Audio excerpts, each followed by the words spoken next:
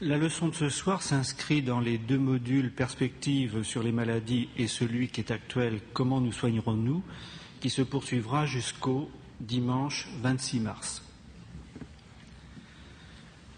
Philippe Skourilski, vous êtes directeur général de l'Institut Pasteur, professeur au Collège de France, et je vais ajouter à votre titulature quelque chose qui nous ramène à vos travaux de recherche. Vous êtes chef de l'unité de biologie moléculaire du gène à l'Institut Pasteur, directeur scientifique de l'unité de recherche en immunologie fondamentale et appliquée à l'INSERM. Par ailleurs, vous êtes membre de l'Académie des sciences. Vous avez publié plus de 300 articles et ouvrages, et je cite particulièrement celui qui a été discuté, La science en partage, et vous êtes le co-auteur avec Geneviève Vinet d'un rapport qui a été remis récemment au Premier ministre sur le principe de précaution. Cet ouvrage a été publié chez Odile Jacob et à la documentation française. Ce soir, vous allez nous parler des défenses immunitaires et vaccinations. J'allais dire c'est une vieille histoire qui remonte à cette relation entre les micro-organismes et les êtres déliés que nous sommes, et c'est une histoire de vie et de mort.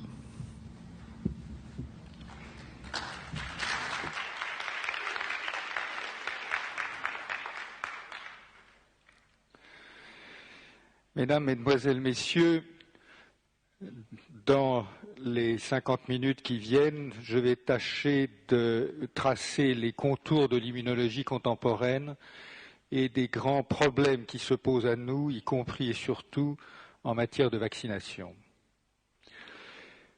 Ce n'est peut-être pas par hasard si dans ce cycle de conférences, vous n'en avez qu'une sur l'immunologie. C'est une discipline qui n'est pas très simple. Et elle tire sa complexité, bien entendu, de son objet propre, qui est le système immunitaire, qui chez l'homme est constitué de milliards de cellules. C'est un système qui fonctionne en réseau, qui présente quelques similitudes avec le système nerveux, dans la mesure où le système immunitaire, comme le système nerveux, possède une mémoire, et c'est bien entendu de là que dérivent les capacités de vaccination. C'est également un système, bien entendu, qui perçoit les changements dans l'environnement et qui réagit aux changements de l'environnement. Mais vraiment là s'arrêtent ces similitudes qui sont des analogies sans autre fondement, car dans cet immense réseau, et contrairement à ce qui se passe dans le système nerveux central, où les cellules sont immobiles, ici les cellules bougent. Les cellules du système immunitaire migrent dans tous les sens, elles patrouillent dans tout l'organisme, dans le sang, par la lymphe, elles surveillent tous les organes et le corps entier se trouve essentiellement sous surveillance immunitaire. Les interactions entre cellules sont fondées sur des principes tout à fait étonnants. Les contacts entre cellules jouent évidemment un rôle principal. Ces contacts sont soit des contacts directs qui supposent que des récepteurs et des ligands se retrouvent, s'adaptent, ou encore que des cellules émettent des médiateurs, des espèces d'hormones qu'on appelle des cytokines. Et ces hormones, pour la plupart, ont la propriété d'avoir un demi-temps de vie très court, de telle sorte qu'elles n'agissent qu'à courte distance, parce qu'au fur et à mesure du temps et de l'espace, bien entendu, leur activité, leur concentration se dilue. Ainsi se trouvent construites toutes sortes d'interactions dans cet ensemble immense de cellules et immensément divers, comme nous allons le voir, avec deux types de spécificités. Une spécificité qui est une spécificité de type moléculaire, c'est-à-dire qu'il y a effectivement des récepteurs qui reconnaissent de façon très stricte des structures qui sont complémentaires, mais aussi un autre type de spécificité qui est encore trop peu compris et trop peu travaillé à l'heure actuelle, qui est tout simplement ceci, que lorsqu'une cellule se trouve au bon endroit, au bon moment, elle peut agir de façon spécifique, même si, en tant que telle, elle n'a aucune spécificité réelle. On distingue dans le système immunitaire deux grands bras. On distingue classiquement ce qu'on appelle l'immunité adaptative et également ce qu'on appelle l'immunité innée. Et je vais passer un certain temps à développer ce qu'est l'immunité adaptative avant de vous parler de l'immunité innée. L'immunité adaptative est en fait plus connue que l'immunité innée, en ce sens que les anticorps sont maintenant connus de tous, Ce sont des molécules dont les structures sont parfaitement bien connues. On sait maintenant chiffrer leur diversité. Chez l'homme, on pense qu'il y a environ 1 milliard d'anticorps différents. Bien entendu, vous connaissez tous le nombre de gènes chez l'homme. Ces gènes sont de l'ordre, le nombre des gènes chez l'homme est à peu près connu maintenant. On l'estime aujourd'hui, je pense, à 160 000. Je pense qu'il va augmenter de façon asymptotique vers les nombres qui sera peut-être d'environ 200 000. Et bien entendu, se trouve là un paradoxe, en ce sens que nous savons bien que les gènes codent pour des protéines, et là nous avons beaucoup plus de protéines différentes que de gènes dans l'organisme. Nous avons des milliards d'anticorps contre 200 000 gènes au total. La résolution de ce paradoxe constitue un épisode absolument superbe de l'histoire des sciences qui découle de la découverte que les cellules qui produisent les anticorps sont le lieu de réarrangements génétiques particuliers où des segments de gènes sont réassortis au hasard, de sorte que, à partir de quelques centaines de fragments, on arrive par une combinatoire particulière au sein de ces cellules particulières à fabriquer des milliards de combinaisons. Il y a donc des milliards d'anticorps différents qui sont fabriqués par des milliards de cellules différentes. Ces cellules s'appellent les cellules B et qui patrouillent dans l'organisme. Ce sont donc ces milliards de cellules B qui portent chacune à leur surface un anticorps qui a une structure spécifique. Et j'ai coutume de comparer ce système au guetteur du désert des Tartares, parce que la plupart de ces cellules qui portent des anticorps particuliers à la surface ne verront jamais rien venir. Seules quelques-unes d'entre elles, au cours du temps, au cours des infections, seront utilisées par le système immunitaire. Ce qui se produit en effet, c'est qu'au cours de l'intrusion d'un pathogène dans l'organisme, au hasard des rencontres, la cellule qui porte l'anticorps qui a la structure complémentaire, disons, du virus de la grippe, va s'y coller en quelque sorte, et cet événement va déclencher la prolifération de cette cellule qui porte cet anticorps particulier, et cette prolifération, au bout d'un certain nombre d'étapes, se traduira par la fabrication massive d'anticorps spécifiques.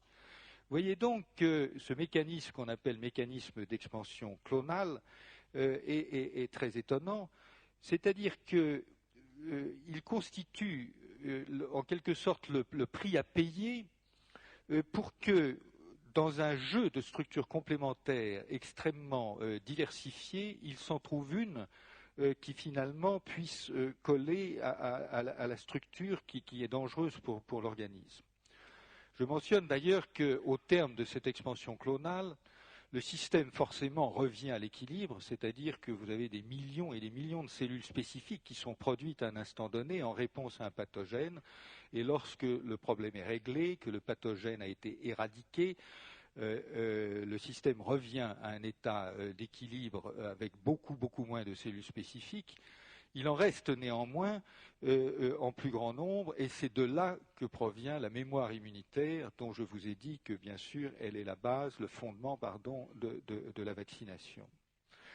Mais si nous raisonnons un petit peu sur ce processus sélectif qui fait qu'au milieu de milliards de cellules différentes, il y en a quelques-unes qui sont utilisées, vous voyez que nous avons apparemment un gâchis absolument phénoménal, puisque, comme je vous l'ai dit, la plupart de ces cellules ne serviront jamais à rien. Et ce prix à payer nous invite à réfléchir à ce qui est une constante dans la biologie, c'est-à-dire le rapport entre les théories qui sont dites sélectives et les théories qui sont dites instructives. Dans l'histoire de l'immunologie, on trouve en effet que, au départ, personne n'imaginait que ce gâchis aurait un sens. Et donc, on imaginait plutôt qu'il existait un mécanisme qui ferait que lorsque le pathogène s'introduit dans l'organisme, il existerait un système qui fasse que l'anticorps, la protéine, se moulerait en quelque sorte sur le pathogène pour en épouser la forme. Et donc, une cellule ou un jeu de cellules recevrait une instruction qui ferait que le système synthétique se moulerait sur le pathogène. Eh bien, la faiblesse de cette théorie instructive, c'est avant tout de sous-estimer l'ampleur des combinatoires dans le monde vivant et la possibilité que l'on procède autrement, c'est-à-dire que l'on fabrique des millions ou des milliards de combinaisons au hasard et que de celles-ci, on extrait, lorsqu'il le faut, la combinaison adéquate pour la développer et l'utiliser par ce processus d'expansion clonale. Quand on y réfléchit également, on s'aperçoit qu'on est devant un système qui est assez étonnant, puisqu'en réalité, l'expérience nous montre avec la souris, par exemple, qui est l'animal de laboratoire préféré des immunologistes, l'expérience nous montre qu'en y mettant le prix, c'est-à-dire le nombre d'injections et les bonnes procédures, on arrive à faire des anticorps contre à peu près n'importe quoi. Et de cela, on peut déduire que l'ensemble des formes qui est contenu dans l'ensemble des anticorps, cet ensemble des formes recouvre à peu près le champ des possibles.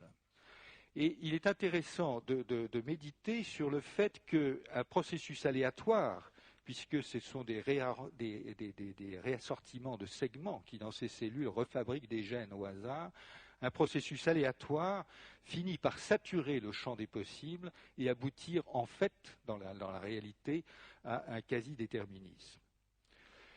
Je voudrais insister cependant sur le fait qu'il y a un compromis nécessaire qui est très simple et qui a un petit peu échappé à l'attention des chercheurs sur la diversité potentielle et la circulation des lymphocytes dans l'organisme. Et je prends simplement le problème suivant. Pourquoi n'y a-t-il que 1 milliard d'anticorps différents, si c'est à peu près le chiffre exact? Pourquoi 1 milliard plutôt que 100 milliards, 1000 milliards, 1 million, etc. L'hypothèse que l'on formule à l'heure actuelle est que ce chiffre résulte d'un espèce de compromis évolutif entre deux tendances contradictoires. D'un côté, bien entendu, on pourrait souhaiter disposer du maximum de structures spécifiques possibles et donc on pourrait penser que s'il y avait 1000 milliards d'anticorps différents dans l'organisme, ce serait mieux que s'il y avait 1 milliard d'anticorps différents. Mais réfléchissez maintenant au problème qui est totalement pratique suivant, c'est qu'un pathogène pénètre dans l'organisme. Vous savez que généralement il pénètre par les muqueuses, alors très souvent par les voies aériennes, par les poumons par exemple. Bon. Et le problème ensuite, c'est que la cellule B qui porte l'anticorps congru doit rencontrer l'antigène. Et donc il y a une probabilité de rencontre qui est nécessairement fonction de la vitesse de recirculation des lymphocytes dans l'organisme. Et donc, quelque part, vous voyez que s'il y avait trop de lymphocytes différents, la probabilité de rencontre pourrait être diminuée et le temps de rencontre nécessaire à une réaction adéquate pourrait s'allonger au-delà de ce que la pathologie pourrait permettre. En d'autres termes, si, après avoir été infecté par le virus grippal, il me faut 3 semaines, ou il faut 3 semaines à un lymphocyte pour rencontrer l'antigène, j'ai le temps d'avoir un accident sérieux et éventuellement de mourir de la grippe, parce qu'on oublie que la grippe est une maladie mortelle, avant que le système immunitaire ne se soit déclenché. Et donc il y a forcément un compromis entre le nombre de cellules qui portent la bonne spécificité et le taux de circulation des lymphocytes dans l'organisme, de façon que les réactions puissent se produire au hasard encore une fois, mais dans un délai, un espace de temps qui est raisonnable. Aujourd'hui, on estime que ce délai, cet espace de temps, est probablement de 24 à 48 heures.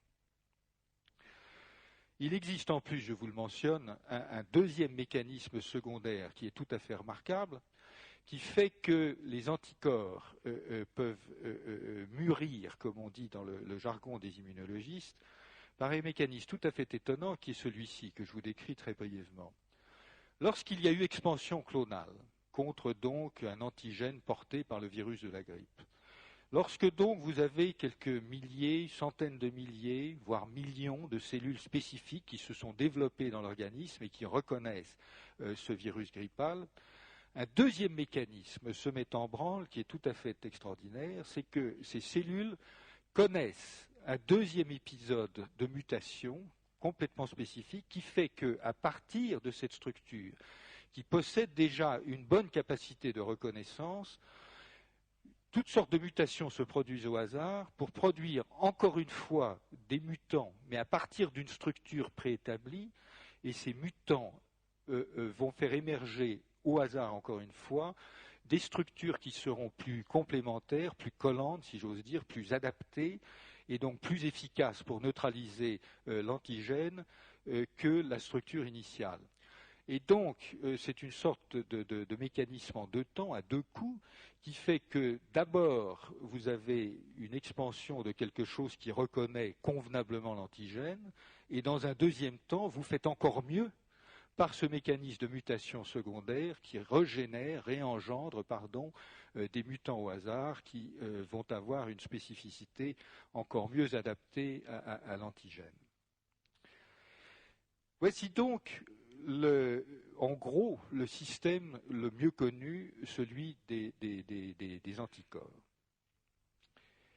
Mais il existe un autre système qui est très très étonnant et qui a fait l'objet au cours des 20 dernières années d'énormément de travaux, qui concerne une deuxième catégorie de cellules qu'on appelle cette fois les cellules T, alors que les autres s'appelaient les cellules B, et qui possèdent également à leur surface des récepteurs qui ont plus ou moins une bobine d'anticorps, qui ressemblent à des anticorps, qui sont fabriqués par un mécanisme à peu près analogue, des réarrangements de segments qui produisent au hasard toutes sortes de combinaisons.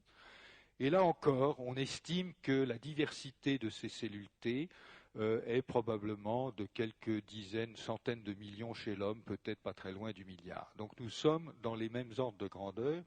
Et ces données sont en fait tout à fait récentes. On sait que depuis quelques mois seulement, d'ailleurs, que la diversité de ces cellules T est à peu près de cet ordre de grandeur. Et la question est, mais que reconnaissent ces cellules T? Et là, il y a un deuxième épisode magnifique de l'histoire des sciences qui a amené à une découverte tout à fait surprenante. On croyait au départ que ces cellules T, qui, comme les anticorps, sont destinées à reconnaître les intrus, les agents étrangers dans l'organisme, allaient reconnaître à peu près la même chose. Bon.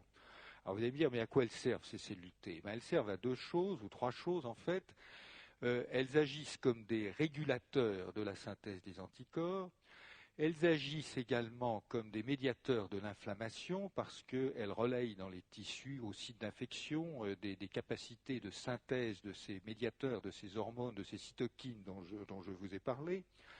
Et elles agissent aussi, ou certaines d'entre elles plus exactement, et je m'étendrai plus tard un peu plus longuement sur ce point, elles agissent aussi comme des cellules tueuses qui sont capables de reconnaître les cellules infectées par le virus et elles se collent à elles.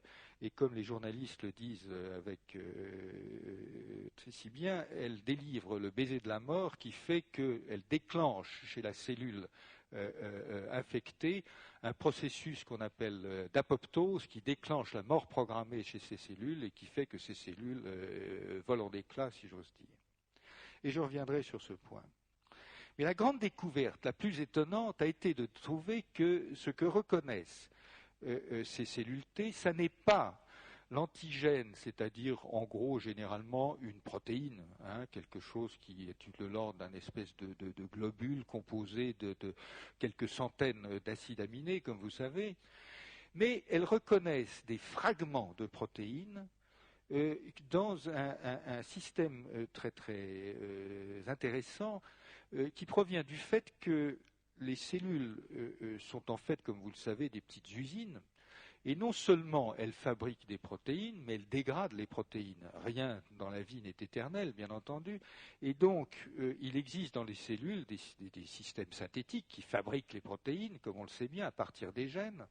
Mais il existe aussi, et c'est un peu moins glorieux, des systèmes qui dégradent les protéines, celles qui sont mal faites, mal bobinées, celles qui sont fatiguées quelque part ou coupées, etc. Et donc, ce qui se passe, c'est que dans ce système de dégradation des protéines, il y a une sorte de circuit de dérivation qui fait que des petits fragments d'une dizaine de ces acides aminés sont extraits de la cellule pour apparaître à la surface. Et c'est ça que reconnaissent les cellules T. Elles reconnaissent des petits bouts, là où les anticorps reconnaissent l'ensemble, l'intégralité de la protéine. Alors, il y a toutes sortes de conséquences à ça, et je vais m'étendre quelques minutes sur ce point, parce que c'est tout à fait étonnant.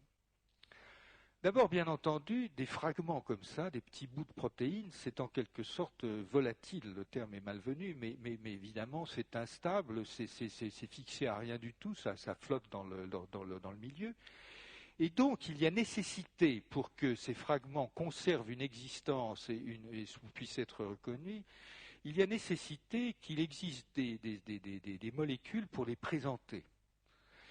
Ces molécules, on a découvert que ce sont les molécules HLA du système majeur d'histocompatibilité qui fut découvert notamment par Jean Dosset, comme vous le savez bien. Donc, en tout cas, on comprend que ces fragments flotteraient et seraient dégradés, perdus, s'ils n'étaient accrochés à quelque chose qui les retient et qui les expose à la surface. Donc des présentoirs. Mais j'introduis maintenant une deuxième notion qui est celle-ci. Je vous ai dit que la dimension des deux systèmes de cellules, B et T, la complexité ou la diversité était à peu près la même, de l'ordre chez l'homme, encore une fois, de 100 millions à 1 milliard. Or, quand vous réfléchissez aux capacités à la complexité du système, si je prends un antigène qui fait quelques centaines d'acides aminés, il va pouvoir donner naissance à un très grand nombre de fragments d'une dizaine d'acides aminés. Et donc, il y a beaucoup plus de fragments que d'antigènes en réalité. Et par conséquent, le système serait noyé dans la diversité si les systèmes de présentation qui présentent ces fragments à la surface n'étaient pas eux-mêmes des systèmes sélectifs. En d'autres termes, parmi l'ensemble des fragments possibles, il n'y en a qu'un petit nombre qui est sélectionné pour être présenté par ces fameuses molécules HLA. Alors voilà une notion bizarre, mais que l'on comprend. En d'autres termes, si tout était présenté, le système serait noyé par sa propre complexité. Et donc, il faut bien que cette sélection ait lieu et que le système HLA sélectionne ces petits fragments. Mais alors, se greffe là-dessus une deuxième complexité qui est tout à fait bien connue, c'est que le système HLA, comme vous le savez, varie d'un individu à l'autre.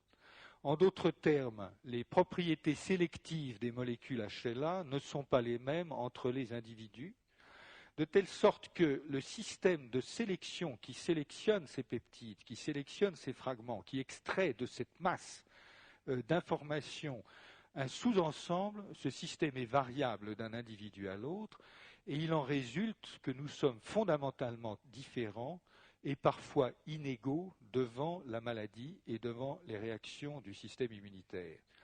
Il arrive en effet que de temps en temps, le système HLA de tel ou tel individu, de tel ou tel d'entre nous, soit incapable d'extraire un quelconque fragment de façon efficace de protéines d'un virus déterminé. Par exemple, on sait qu'au Japon, pour des raisons qu'on ne comprend pas bien, il y a une certaine sensibilité au virus de l'hépatite B, et c'est lié au fait que les prototypes des molécules HLA qui sont les plus répandues ne sont pas toutes capables de fixer des fragments qui proviennent des protéines du virus de l'hépatite B. Je simplifie un peu, bien entendu, mais vous voyez que cette discrimination entre les individus peut introduire une véritable disparité devant les réactions immunitaires et donc possiblement devant les maladies infectieuses et peut-être, nous allons y venir, devant les cancers et devant certains cancers, devrais-je dire, et devant les pathologies dites auto-immunes. J'y arriverai dans un instant. Mais je voudrais quand même essayer de clarifier pour vous la question: pourquoi diable existe-t-il deux systèmes de reconnaissance, dont je vous dirai en plus qu'ils sont nés simultanément au cours de l'évolution, et j'arriverai sur ce point un peu plus tard, au cours de l'évolution, on a vu apparaître l'immunité adaptative en bloc. On n'a pas vu apparaître les anticorps d'abord, les cellules T après, ou les cellules T d'abord, les anticorps. Tout est apparu en même temps. Et on ne comprend pas très bien pourquoi les deux systèmes sont apparus en même temps. Eh bien, peut-être qu'une interprétation que je livre à votre réflexion, c'est qu'au fond, tous les systèmes biologiques sont avides de spécificité, avides d'être le plus spécifiques possible, de façon, notamment dans le cas du système immunitaire, d'éviter des réactions contre le soi, contre l'individu lui-même. Or, j'en dirai encore un mot tout à l'heure, mais nous savons qu'un certain nombre de virus, par exemple, lorsqu'ils tentent d'échapper au système immunitaire, trouvent des moyens de développer des protéines qui ressemblent au soi.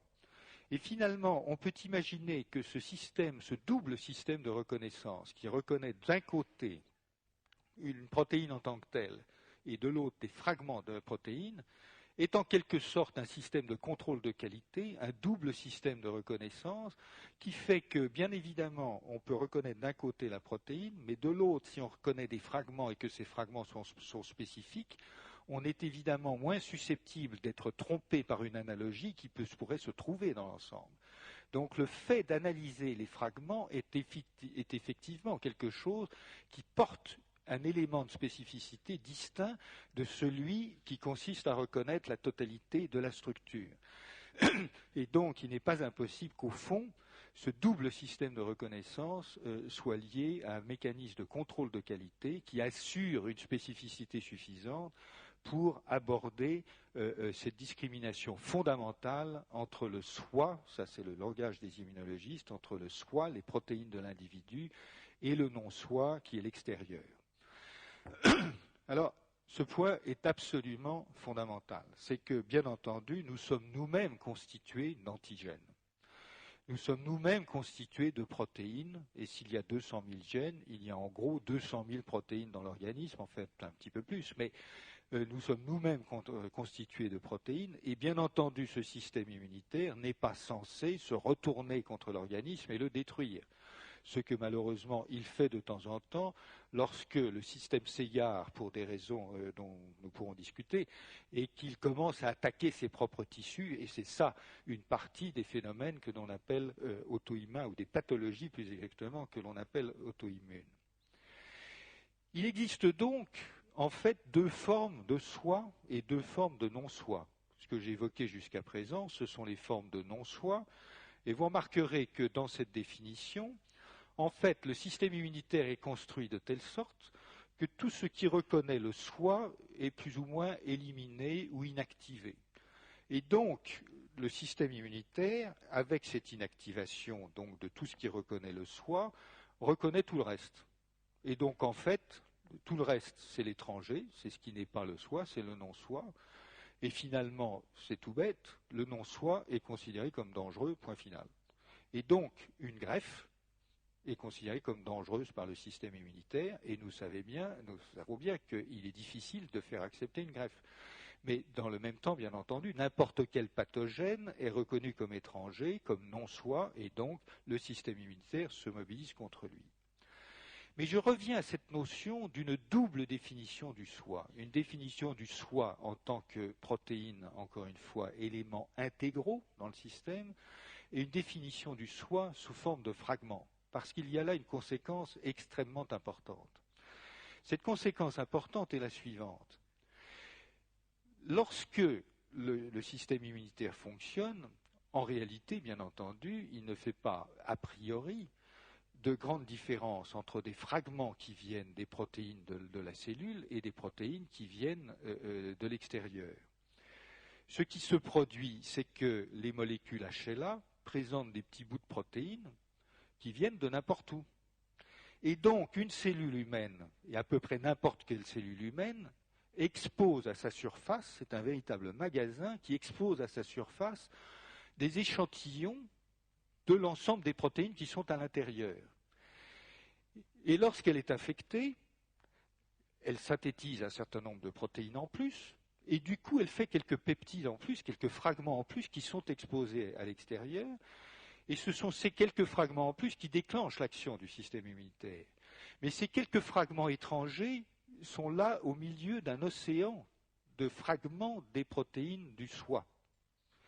Et il y a là une conséquence qui est tout à fait importante.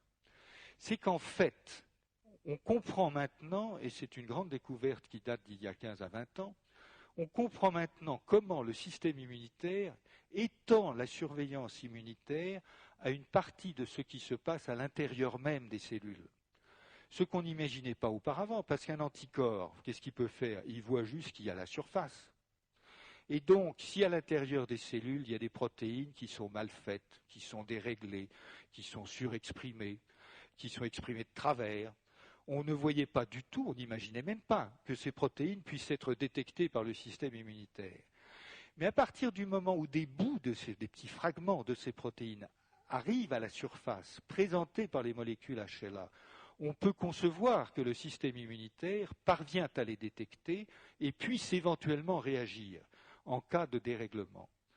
Et là arrive ce qui représente l'une des perspectives les plus intéressantes de l'immunologie, très intéressante de l'immunologie aujourd'hui, c'est le fait que on sait bien que dans les cellules qui deviennent cancéreuses, il y a des dérèglements, et notamment des surexpressions de protéines ou des expressions aberrantes de gènes qui conduisent à des expressions de protéines qui ne devraient pas être exprimées.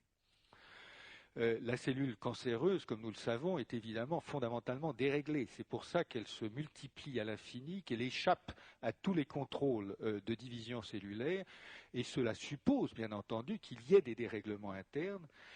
Et il se trouve que lorsque ces dérèglements internes se traduisent par des surexpressions de protéines, on voit apparaître à la surface de ces cellules des fragments qui ne sont pas là naturellement, et de ce fait, il n'est pas impossible au système immunitaire de les repérer, et on peut, et on espère plus exactement à l'heure actuelle, arriver à mobiliser le système immunitaire par des opérations qui sont proches de la vaccination, de façon à monter une réponse immunitaire qui reconnaît ces fragments aberrants à la surface des cellules cancéreuses de façon à les détruire.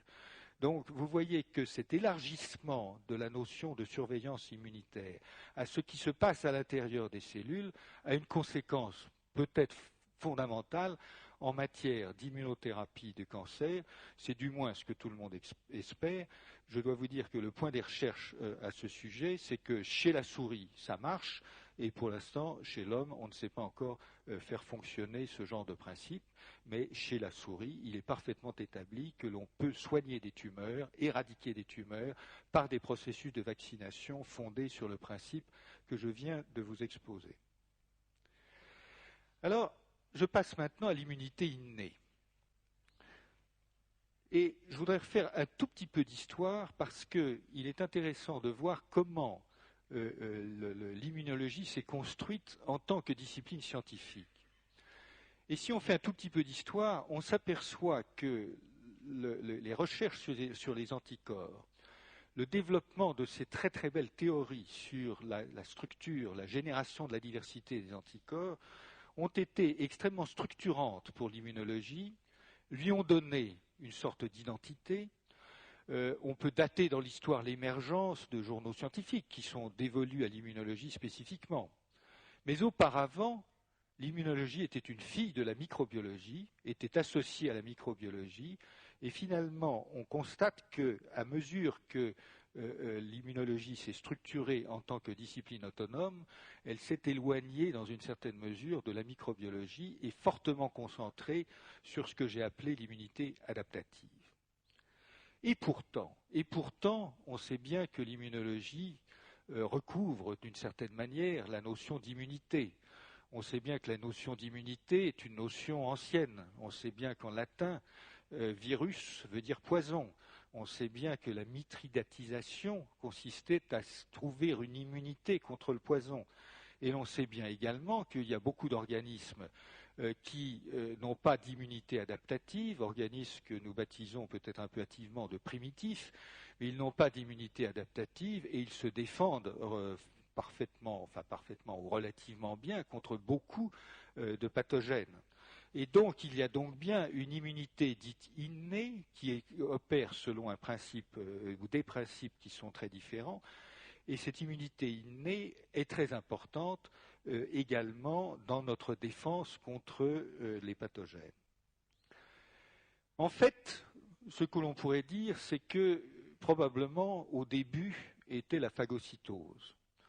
Parce qu'au fond, quand vous y réfléchissez, on ne se mange pas soi-même, ou généralement pas, et donc quand on mange quelque chose, on opère déjà une distinction entre le soi et le non-soi.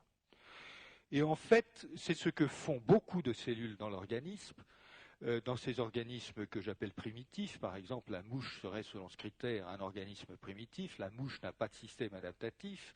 Mais nous avons également un système d'immunité innée et effectivement, nous sommes remplis de cellules qui ont des fonctions de phagocytose et qui sont capables d'ingérer des micro-organismes, qu'il s'agisse de bactéries, de parasites ou de virus.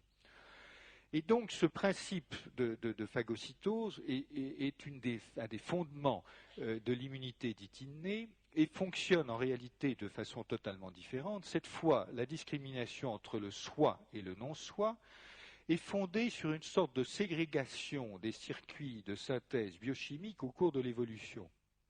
En d'autres termes, les bactéries ou certaines bactéries font des molécules qui ne sont pas faites par l'homme.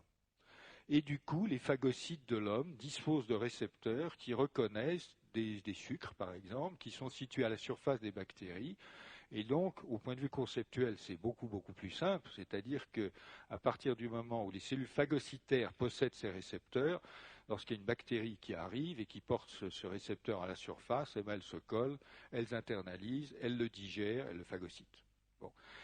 Alors, il existe des dizaines de mécanismes d'immunité innée qui couvrent tout un tas de possibilités d'infection. Et c'est un monde en soi que, bien entendu, je n'ai pas le temps de vous décrire.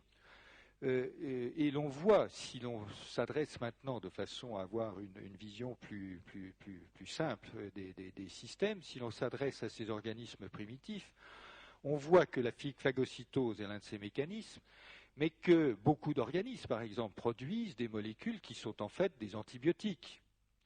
Ou encore des molécules produisent des toxines qui en fait sont quelque part des antibiotiques. C'est-à-dire que du point de vue du micro-organisme, une toxine est un antibiotique si elle le protège contre d'autres micro-organismes dans le milieu. Il y a donc toutes sortes de mécanismes différents. Les interférons, par exemple, sont encore un système d'immunité innée. Et de façon très intéressante, ces mécanismes sont très conservés au cours de l'évolution. Ils sont tellement conservés qu'on en retrouve certains chez les insectes, mais aussi chez les plantes. Et il y a des peptides antibiotiques chez les plantes qui ressemblent furieusement à certains antibiotiques que l'on trouve qui sont fabriqués chez les insectes. Mais de façon intéressante, il y en a aussi chez nous. C'est-à-dire qu'on trouve chez l'homme des peptides antibiotiques qui ressemblent assez fortement à des peptides antibiotiques, des défensines, comme on dit, qui sont synthétisés par des insectes.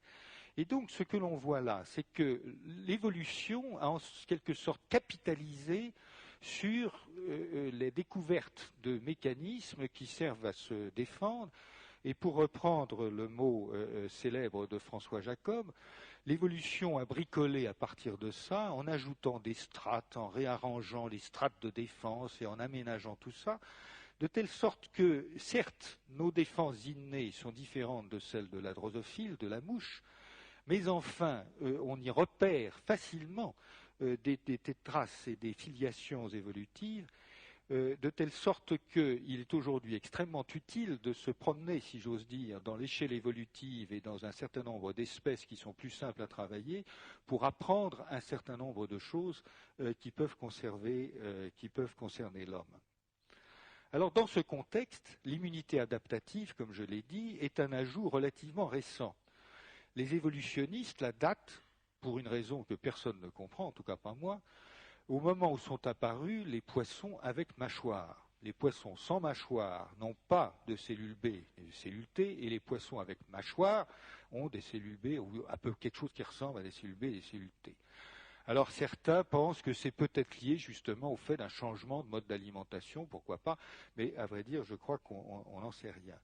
Mais ce que je voudrais dire pour conclure cette partie, c'est que, bien entendu, les deux systèmes sont articulés l'un sur l'autre, et comprenez bien que l'immunité adaptative requiert, comme je vous l'ai expliqué, une importante prolifération cellulaire. Or, une cellule, ça met du temps à se diviser. Une cellule, ça se divise, quand tout va bien, en 8 heures environ. Et donc, quand vous n'avez qu'une ou quelques cellules spécifiques dans l'organisme et que vous voulez en avoir des millions de façon à avoir une quantité suffisante de cellules pour synthétiser suffisamment d'anticorps, eh bien, pour développer cette population de millions de cellules, il faut des jours. Il faut une semaine, en gros. Et donc, vous voyez que l'immunité adaptative est quelque chose de lent. Et donc, la manière dont les choses sont articulées dans le temps, c'est que, en général, l'immunité innée intervient rapidement, en premier, et elle prépare le terrain à l'immunité adaptative qui, au bout d'environ 8 jours, prend le relais. Et ensuite, ce qui demeure lorsque l'épisode infectieux a été, si possible, convenablement éradiqué, ce sont des cellules qu'on appelle des cellules mémoire, qui peuvent perdurer dans l'organisme pendant des années, voire des dizaines d'années, et qui font que si la même infection se reproduit, le système de l'immunité adaptative sera remobilisé, mais cette fois nettement plus rapidement que lors du premier épisode.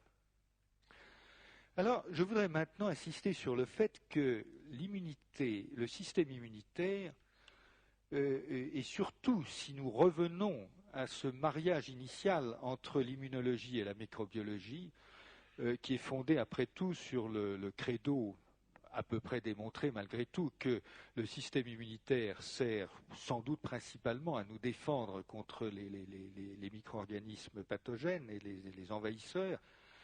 Je crois qu'il est intéressant de voir que le système immunitaire est en fait au cœur d'un équilibre écologique.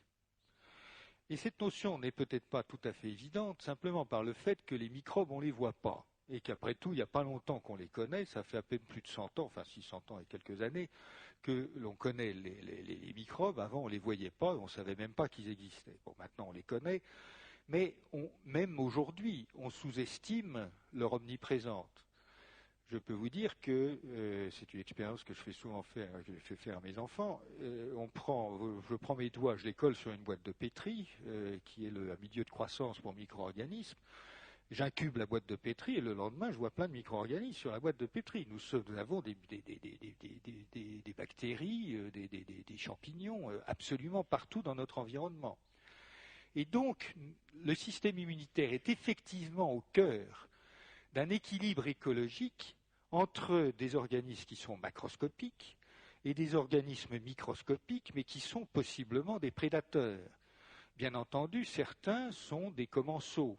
Et nous vivons avec, dans nos intestins, des milliards et des milliards de bactéries qui sont fort utiles pour nous aider à digérer notre alimentation. Mais en revanche, certaines bactéries, certains virus sont évidemment désastreux et sont des prédateurs donc, qui se développent aux dépens des organismes macroscopiques que nous sommes et qu'au choix, ils parasitent, détruisent ou débilitent, parce que beaucoup d'infections, à parasites notamment, sont des infections débilitantes qui ne tuent qu'in fine. Alors, ce qui est intéressant dans cette perspective, c'est qu'elle établit une symétrie. Et si le système immunitaire a été en partie sélectionné par les pathogènes, comme je l'ai évoqué, à l'évidence, bien entendu, les pathogènes à leur tour ont dû être en partie sélectionnés par le système immunitaire. Et cela est parfaitement vrai. C'est-à-dire que si l'on voit, je reprends ce à quoi j'ai fait allusion plus tôt, si l'on considère maintenant la biologie des pathogènes, si on analyse la façon dont ils se développent, dont ils fonctionnent, on trouve un incroyable zoo, si je peux dire, de mécanismes d'échappement au système immunitaire, de blocage du système immunitaire, Et l'on voit bien que ces systèmes sont des systèmes que les micro-organismes, et notamment les pathogènes, ont effectivement développé au cours de l'évolution pour contrer le système immunitaire et parvenir à se développer en dépit de l'existence du système immunitaire dans les différents organismes qui servent d'hôtes. Incidemment, c'est un merveilleux moyen d'étude du système immunitaire, et d'ailleurs ce sera le sujet de mon cours au Collège de France à la fin de cette année. Mais le point important, c'est que cette symétrie donc nous invite à penser la pathogénèse sous un angle beaucoup plus évolutif et en fonction de ce que nous savons maintenant du système immunitaire. Alors je crois que c'est en ce sens peut-être que nous devons réfléchir à la notion de variabilité d'un certain nombre de micro-organismes et des situations qu'elles engendrent.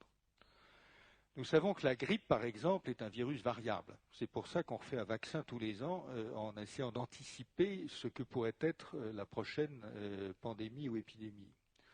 Nous savons bien que le VIH est fondamentalement variable et par des mécanismes qui font que son taux de mutation est absolument extraordinaire et lorsque le VIH se développe à l'intérieur même de l'organisme, il engendre des millions de mutants différents et le mécanisme est fondamentalement de même nature que vis-à-vis du système immunitaire, est fondamentalement de même nature que ce qui se produit lors de la malaria, à savoir que le système immunitaire se mobilise, réduit l'infection à un certain degré, mais les mutants échappent au système immunitaire, se redéveloppent, le système immunitaire se remobilise et ça rééchappe, et comme ça un certain temps, et cette espèce de cycle pour la malaria est à l'origine du phénomène des fièvres quartes, bien connu, qui représente simplement la réémergence des mutants, des variants qui arrivent à s'échapper par rapport au système immunitaire.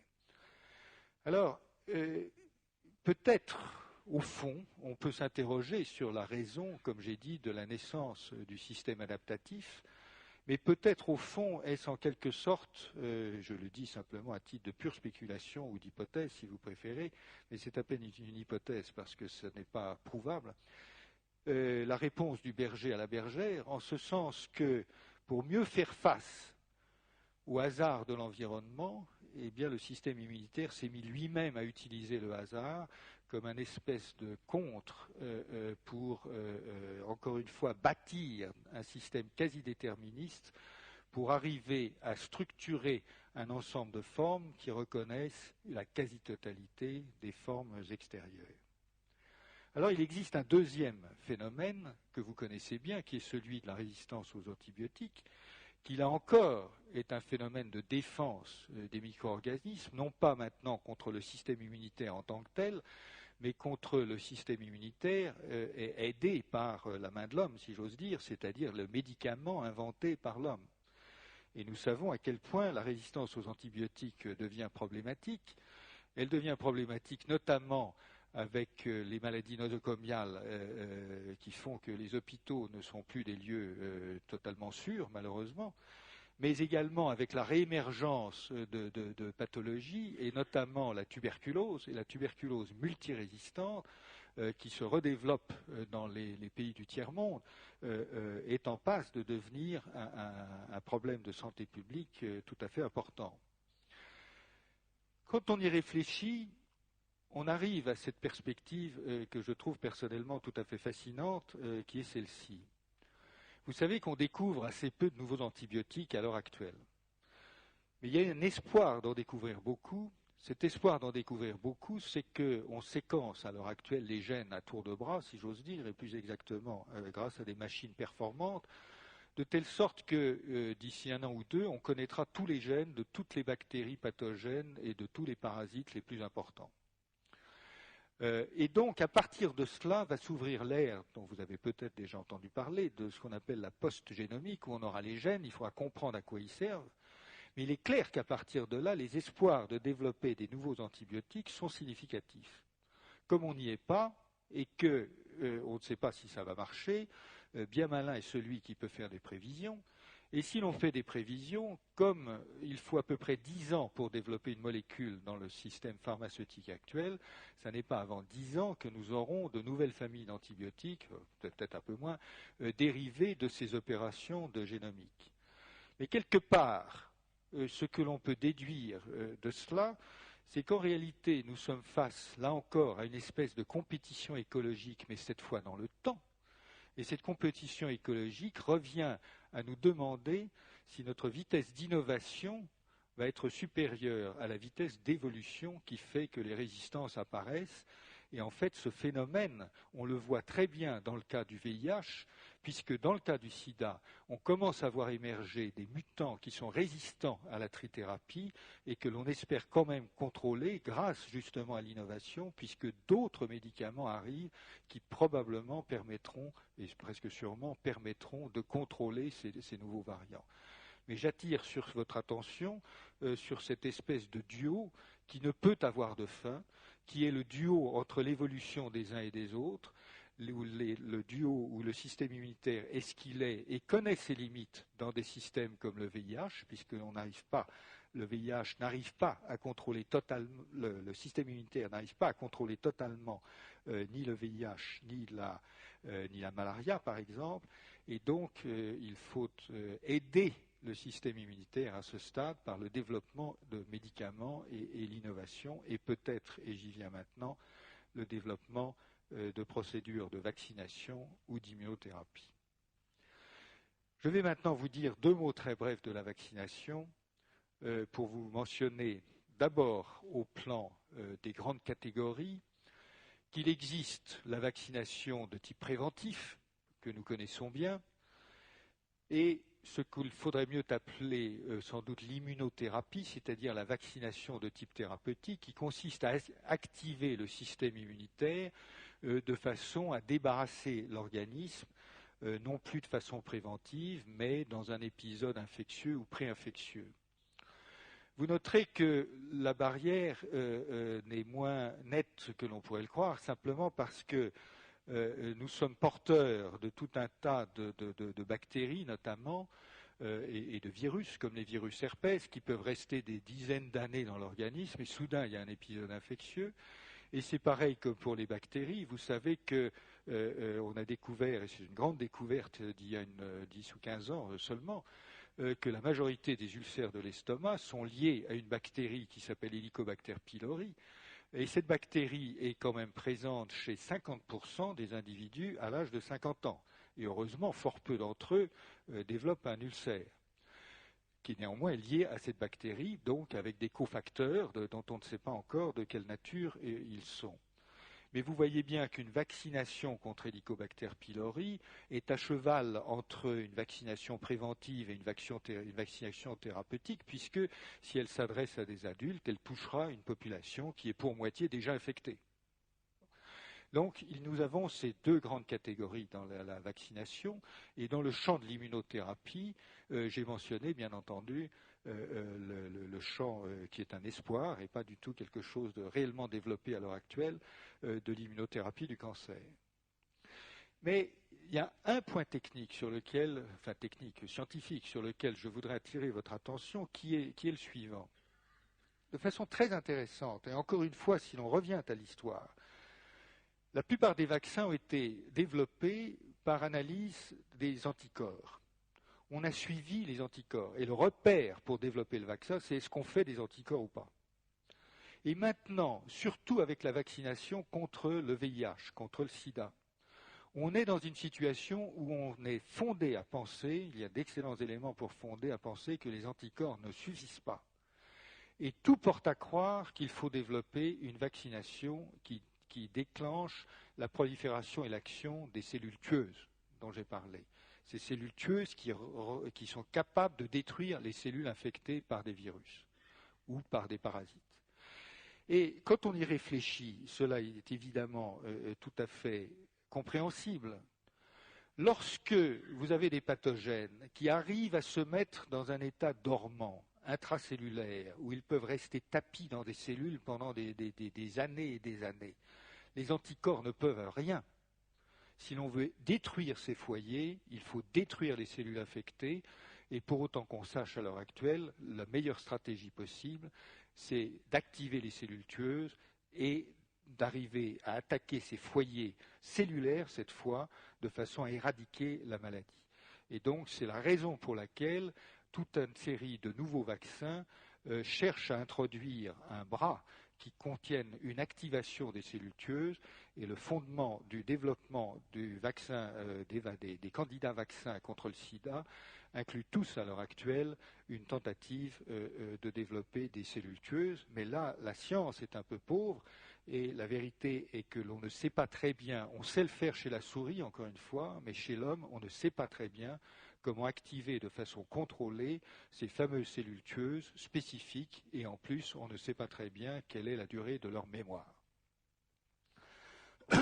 Alors, je ne peux conclure cet exposé et parler même brièvement de la vaccination sans évoquer la vaccination sous un autre angle, un angle qui est, cette fois, si vous m'y autorisez, plutôt pasteurien, mais qui n'est sûrement pas le privilège ni l'exclusivité de l'Institut Pasteur, mais qui est de vous mentionner que la vaccination est quand même un moyen incroyablement efficace du contrôle des maladies.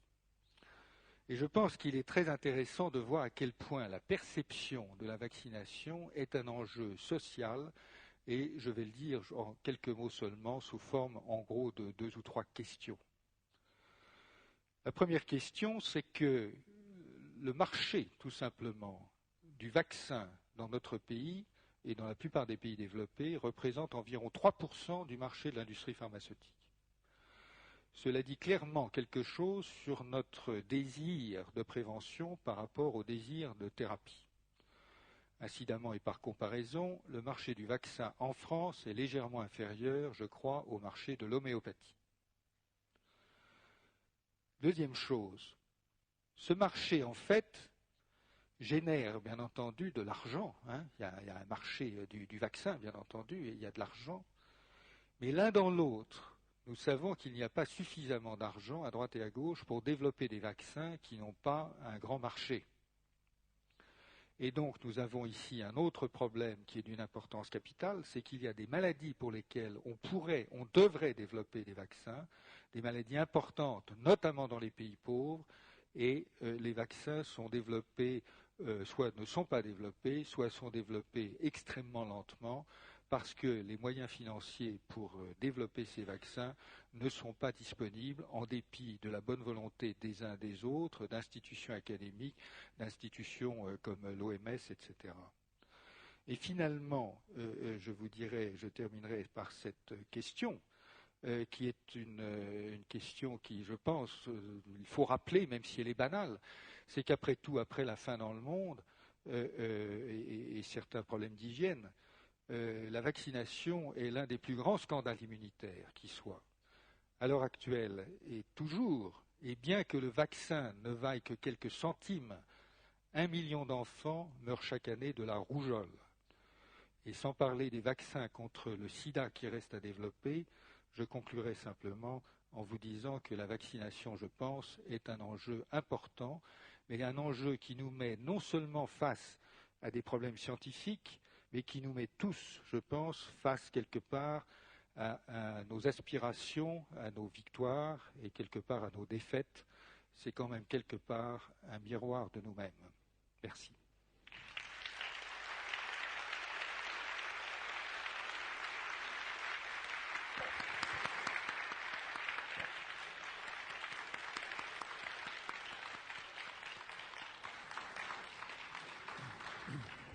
Bien, merci Philippe Kurilski. Nous allons poursuivre cet échange ou ce duo d'une manière moins dangereuse que ce que vous avez présenté. Alors, ceux qui souhaitent poser des questions lèvent la main et nous passons le micro. Ici, s'il vous plaît. Dès que vous avez posé votre question, vous rendez le micro de façon à ce qu'on le passe à la personne suivante et j'aurai le désagrément de vous dire qu'à moins le quart, toutes les questions seront terminées.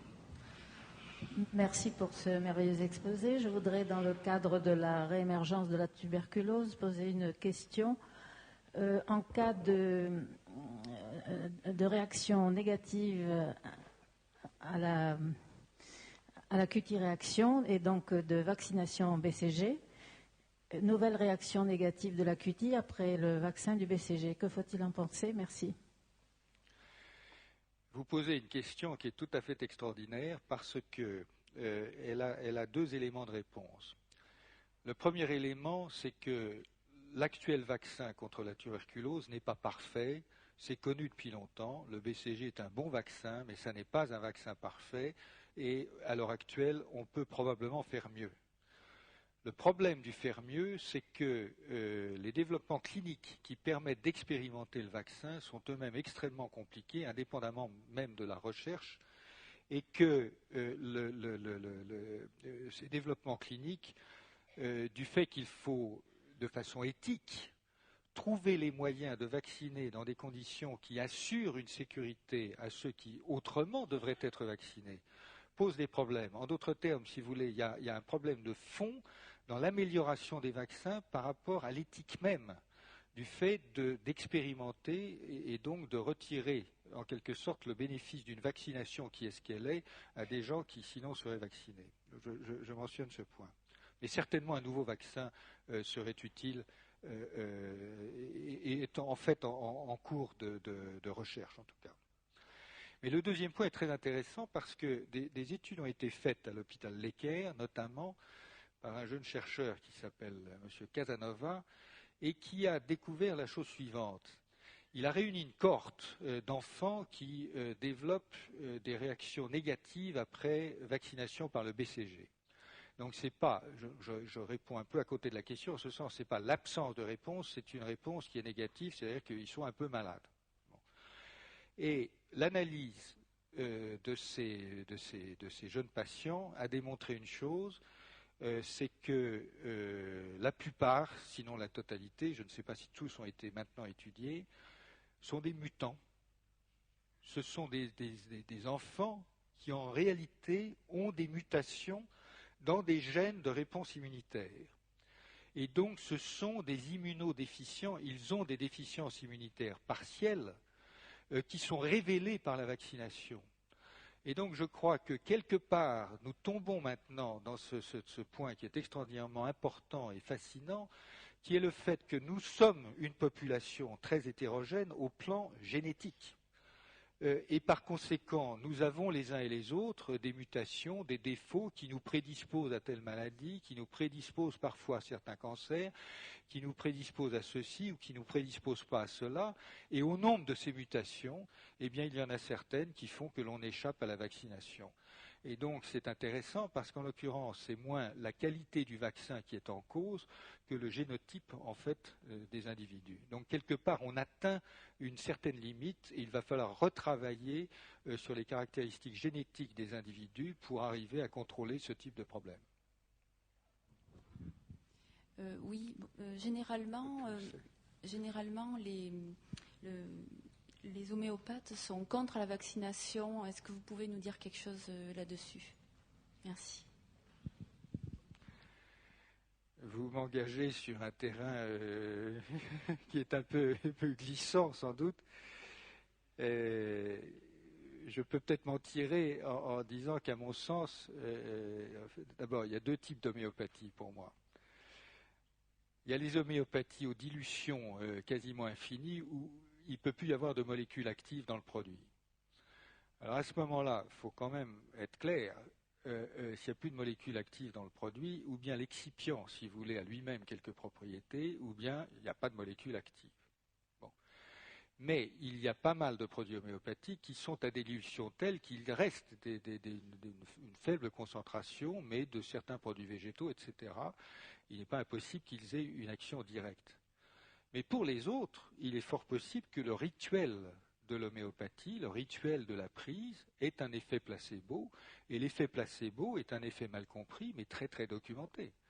Et donc, je n'ai rien personnellement contre l'homéopathie, mais ce que je regretterais, c'est que dans le rituel en question, ce rituel, si vous voulez, s'accompagne d'une certaine croyance qui, par rapport à l'intégrité du corps et à la croyance de l'homéostase, si vous voulez, intrinsèque du corps, aille effectivement vers le combat des ligues anti-vaccination et vers un combat contre la vaccination qui pourrait être désastreux. Il y a quand même, si vous voulez, des preuves patentes de ce que donne la baisse de la couverture vaccinale. Les preuves patentes, on les trouve dans l'ex-Union soviétique et donc en Russie à l'heure actuelle, où, pour des raisons que je ne vais pas détailler, mais la couverture vaccinale a baissé et la diphtérie fuse, si vous voulez. Ça ne devrait pas arriver. Et on sait que lorsque la couverture vaccinale baisse au-dessous d'un certain seuil, les maladies réapparaissent très, très rapidement. Bonsoir, monsieur. Je voudrais vous poser une question. Au même titre que la vitamine C, par exemple, peut être utilisée face à l'hépatite C, je crois. Qu'est-ce que vous pouvez me dire sur le rôle de la vitamine face au cancer A, E, C? Et la deuxième question, ça serait que vous puissiez nous dire où on en est quant à l'acquisition des cellules mémoire contre le cancer. Merci. Oui. Alors, je ne suis pas médecin et pour les vitamines, je ne peux pas réellement vous répondre, sauf vous dire qu'il y a tout un champ de recherche sur les oxydants intracellulaires et les antioxydants à l'intérieur des cellules. Incidemment, je vous mentionne, ça nous intéresse tous quelque part, que jusqu'à présent, on n'a trouvé qu'un seul moyen de faire vieillir des souris au-delà de leur âge normal, c'est leur couper l'alimentation d'un facteur 2. Et quelque part, et il y a des preuves, enfin des éléments de preuve scientifiques, cela nous indique que le simple moteur qui nous fait vivre, hein, lorsqu'il fonctionne à bloc, fait que nous nous usons. Et de façon intéressante, on a pu isoler des mutants, chez la mouche notamment, et c'est très amusant, il y a des mutants ils battent des ailes 2 fois plus vite, mais il y en a certains, ils meurent 2 fois plus tôt. Donc vous voyez, il y a certaines relations dans le niveau d'activité que nous imposons à notre corps et à certains vieillissements, et donc aussi à certaines formes de cancer, parce que les cancers sont quand même quelque part une maladie du vieillissement, bien entendu, et ce sont des maladies largement génétiques du vieillissement. Donc je ne peux pas vous répondre beaucoup plus. Votre deuxième question, c'était sur les cellules mémoire. Écoutez, il y a eu des dizaines d'essais cliniques dits de phase 1 à l'heure actuelle avec des protocoles d'immunothérapie dans le domaine du cancer. Pour une raison que personnellement je trouve étrange, y compris au plan de l'éthique, l'éthique veut que ces protocoles soient d'abord pratiqués chez des patients dits de dernier recours ou des patients dans des stades avancés. Or, on sait que chez ces patients, le système immunitaire est totalement dégradé. Donc, quelque part, c'est quand même relativement curieux parce que on a essayé beaucoup de ces traitements en première intention chez des patients qui réellement pouvaient probablement pas répondre. Alors, ceci étant, il ne faut pas avoir de confusion sur l'objectif d'un essai de phase 1. Il est destiné à vérifier l'innocuité de la préparation que l'on injecte. Et donc, il y a bien entendu une logique à ce que l'on opère dans ces conditions-là. Mais il est vrai qu'on commence seulement maintenant, depuis 2 ou 3 ans, des protocoles qui remontent bien en amont dans le traitement de certains cancers et dans lesquels on commence à observer ou à ne pas observer certains résultats. Il y a quelques résultats qui sont importants et intéressants, notamment, je crois, dans le traitement des lymphomes B, où il y a vraiment des résultats qui commencent à être réellement intéressants. Mais ce serait un mensonge de vous dire que les espoirs que l'on place à l'heure actuelle dans l'immunothérapie du cancer sont prouvés. Ce n'est pas vrai, c'est en expérimentation clinique. Bonsoir. Nous entendons de plus en plus souvent parler des maladies auto-immunes. Je voulais avoir quelques précisions, en particulier connaître l'origine de ces maladies auto-immunes.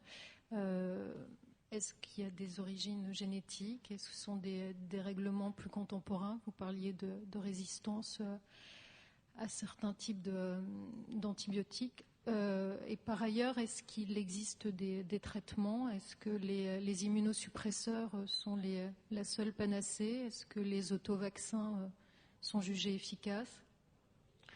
Merci. Vous abordez un champ qui est gigantesque et qui est réellement, me semble-t-il, l'un des prochains grands chantiers de l'immunologie. Et malheureusement, en disant ça, je dis ce qui doit être dit, à savoir qu'à l'heure actuelle, on comprend très mal ce que sont les pathologies auto-immunes.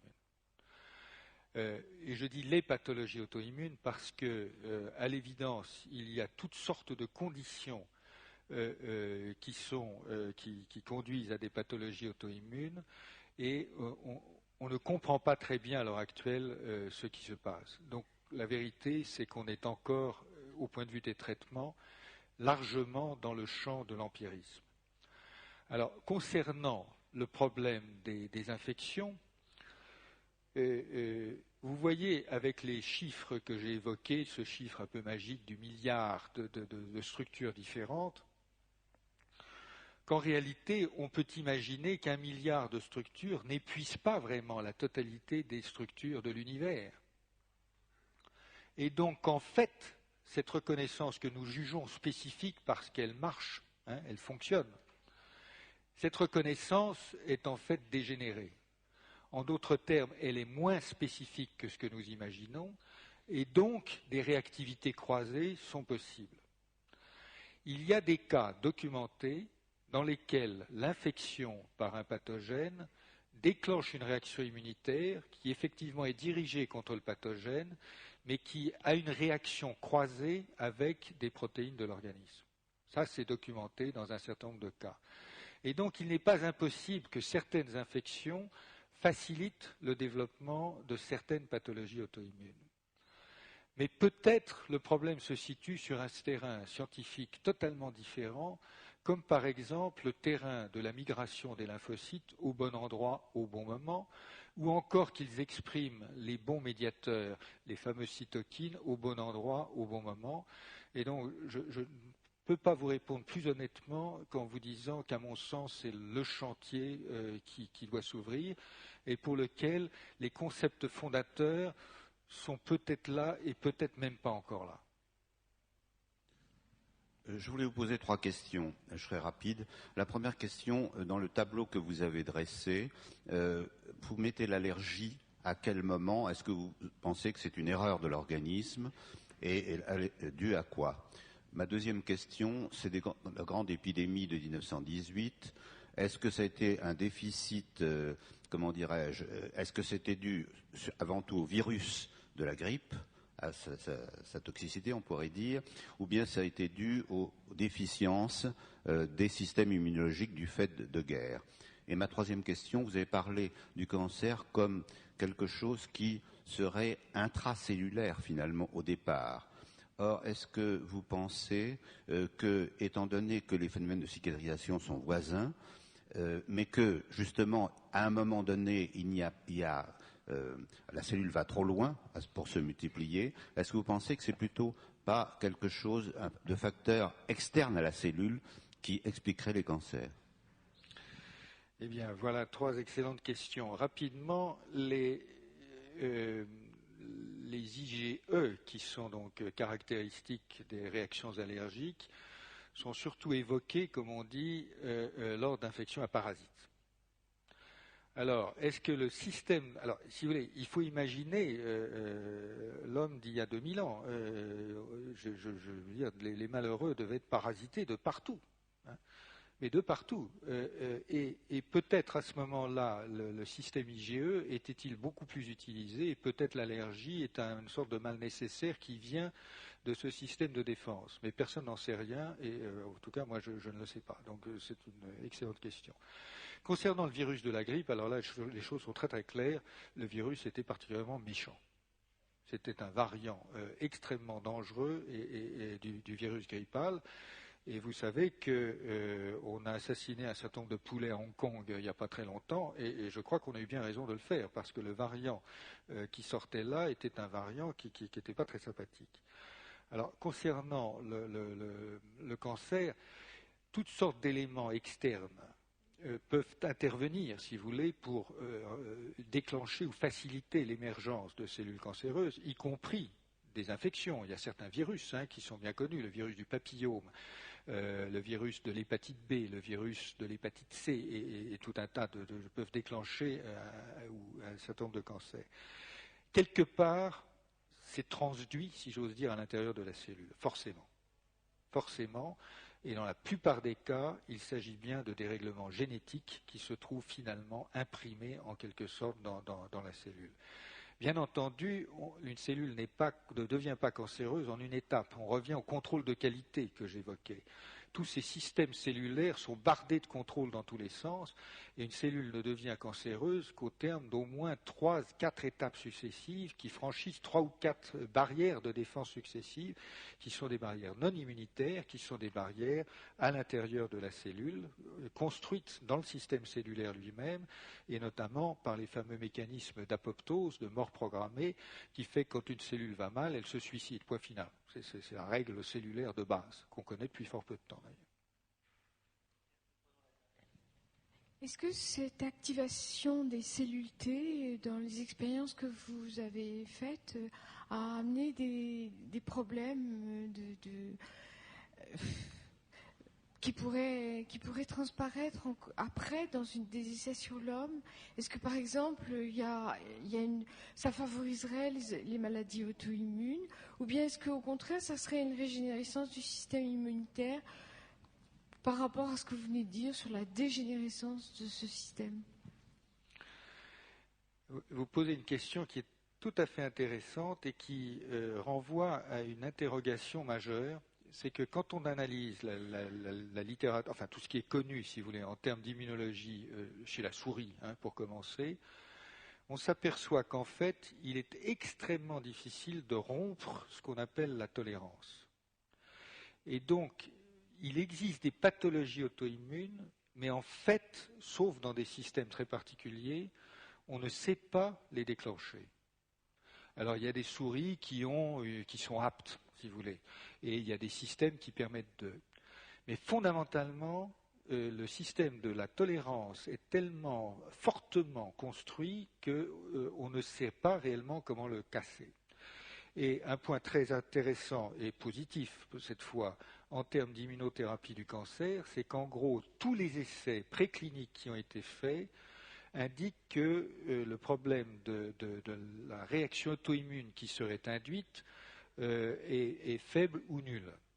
Il y a un exemple néanmoins, c'est dans le cas du mélanome, où l'un des signes que peut-être une vaccination va marcher ou peut avoir un effet bénéfique contre le mélanome, c'est l'apparence de vitiligo qui indique qu'il y a une certaine attaque des mélanocytes de la peau, si vous voulez, par le traitement immunitaire. Et quelque part, on l'attend dès lors que les antigènes qui sont utilisés et qui apparaissent à la surface du mélanome sont effectivement à la surface des mélanocytes. Mais fondamentalement, il y a pour l'instant très très peu d'indications qui indiquent un problème auto-immun dans ce genre de manipulation. Merci Philippe Kowalski.